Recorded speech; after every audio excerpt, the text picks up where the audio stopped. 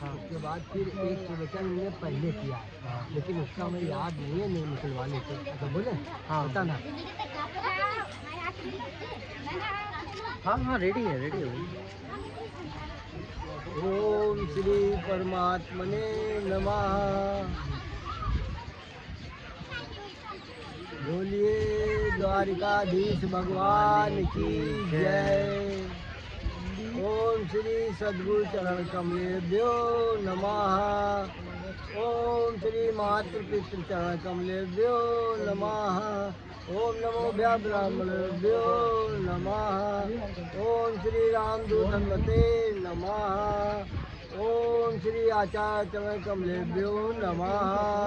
ओम श्री सर्वतीर्थेभ्यो नमः। ओम श्री सर्वदेवेभ्यो नमः। ओम नमो भगवते वासुदेवाय नमः। ओम श्री कृष्णं मम।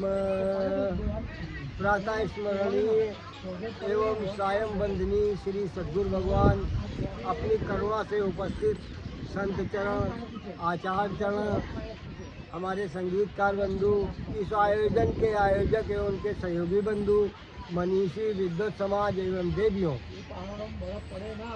बड़ा हर्ष का विषय है कि भगवान की मोक्षदायिनी द्वारकापुरी में हम लोग उपस्थित हैं और यहाँ पर बहुत आनंद की अनुभूति होती है। द्वारकानाथ की शरण में कोई परेशानी नहीं हो रही है।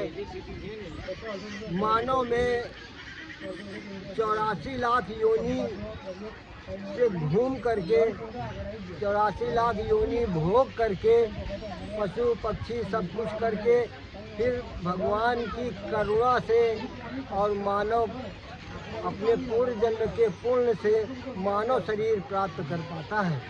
लेकिन उसमें भी आसुरी प्रकृति और पाशवी प्रकृति छिपी रहती है, जो मानव आकृति में मानव की शक्ति को नष्ट करती रहती है।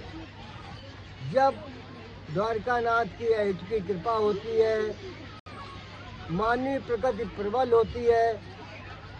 जब मानवीय प्रकृति प्रबल होती है तभी धर्म की भूख होती है, धर्म की आवश्यकता महसूस होती है और परम धर्म द्वारकानाथ की शरण में आने का प्रयास करते हैं। जब हम शरण में आ जाते हैं, जब हम द्वारकानाथ को चाहते हैं कि हम द्वारकानाथ की शरण में आवें, तो हम द्वारकानाथ के सम्मुख हो जाते हैं। अर्थात जो जिसे चाहता है वह उसके सम्मुख होता है। हम संसार को चाहते हैं तो संसार के सम्मुख होंगे और भगवान को चाहेंगे तो भगवान के सम्मुख होंगे।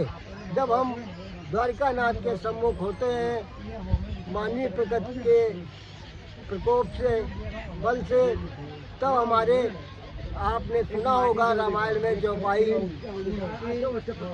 सन्मुख होई जीव मोहि जबहि, हरऊ कोटि अग्नाशक तबहि।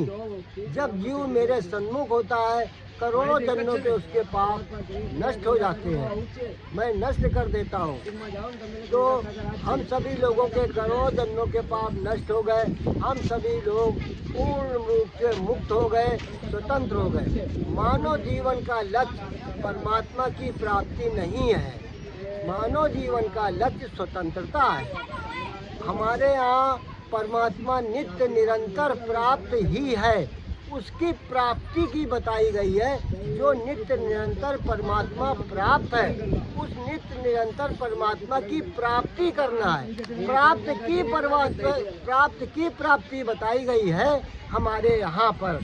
तो परमात्मा नित्य निरंतर प्राप्त है, सदा सदा के लिए प्राप्त था, प्राप्त है और सदा सदा के लिए प्राप्त रहेगा। मिला तो मिला, सदा के लिए मिला।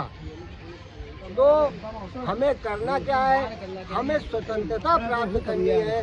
हम स्वतंत्र नहीं है, हम बंधन में हैं। बंधन पशुओं को भी पसंद नहीं है। आप जानते हैं कि पशुओं को बांध दिया जाता है तो वो तोड़ करके भागने का प्रयास करते हैं, कोई कोई तोड़ कर भाग भी जाते हैं। अर्थात मानव भी बंधन पसंद नहीं करता है और बंधन अपने निजी बनाए हुए हैं हमें भगवान ने नहीं बांधा, हमें संसार ने नहीं बांधा। जितने भी हमारे दुख हैं वो हमारे ही अज्ञान में कर्म के कारण दुख हैं। हम दोषी बन जाते हैं अपने कर्मों के कारण ही और दुख भोगते हैं। भगवान के पास जब दुख है नहीं तो भगवान दुख देगा कहाँ से? भगवान तो आनंद स्वरूप है, सच्चिदानंद स्वरूप है। तो दुखी सुखी हम स्वयं होते हैं अपने कर्मों के कारण। इसलिए मनुष्य को जब धर्म की भूख होती है तब मनुष्य भगवान की शरण जाता है, भगवान को प्राप्त करने का प्रयत्न करता है जो नित्य निरंतर प्राप्त ही है, और फिर भगवान के सम्मुख हो जाता है। तब उसके करोड़ों जन्मों के पाप नष्ट हो जाते हैं, निष्पाप हो जाता है। आनंद से, स्वतंत्रता से वो जीवन को व्यतीत करता है, जीवन मुक्ति का आनंद लेता है। हमारे यहाँ मुक्ति मरने के बाद नहीं बताई गई है। मरने के बाद तो सभी मुक्त है ही, बंधन में तो कोई है ही नहीं। हमारे यहाँ जीते जी मुक्ति बताई गई है। जीवन में जीते जी मुक्ति होनी चाहिए और जीते जी बंधन में हम फंसे रहते हैं। यही मानव की अज्ञानता है। उसकी एक परिस्थिति भी है मानव की। ऐसा कहा गया है कि भूमि परत बा डाबर पानी, जिम जीवई माया लपटानी। इसी प्रकार से जैसे पृथ्वी पर जल गिरता है तो उसमें मिट्टी लिपट जाती है, इसी प्रकार जीव जन्म लेता है तो माया लिपट जाती है। अविद्योपाधि जीव, जो अविद्या की उपास से ग्रसित जीव है, वो अज्ञान के कारण कर्म करता है, अज्ञान में, और दोषी बनता है।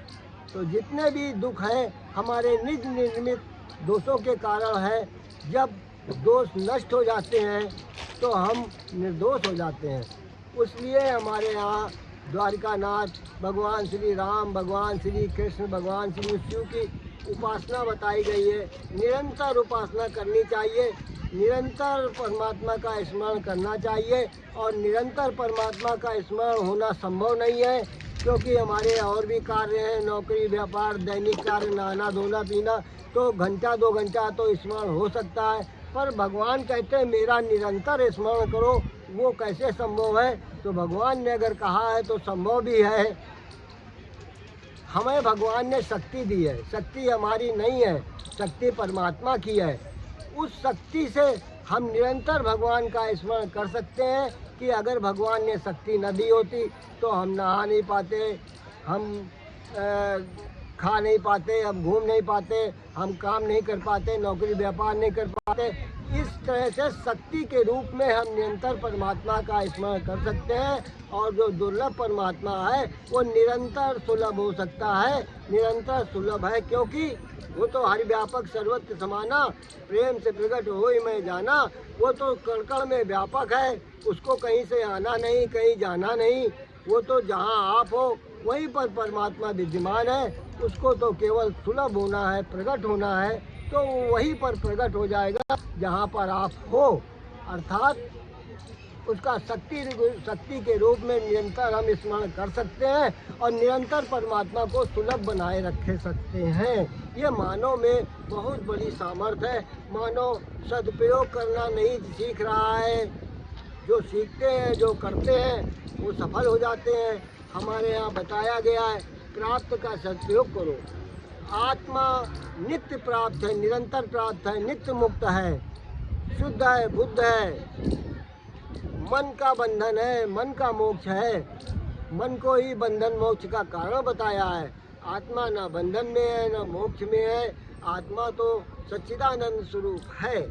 इसलिए हमारे यहाँ आत्मा का सदुपयोग करना चाहिए, आत्मा की महिमा को जानना चाहिए। हम आत्मा की महिमा को जानते नहीं है, अर्थात स्वयं की महिमा को हम जानते नहीं है। आत्मा माने स्वयं, तो स्वयं की महिमा को हम नहीं जानते हैं। हम पहले स्वयं की महिमा को जाने और उसके बाद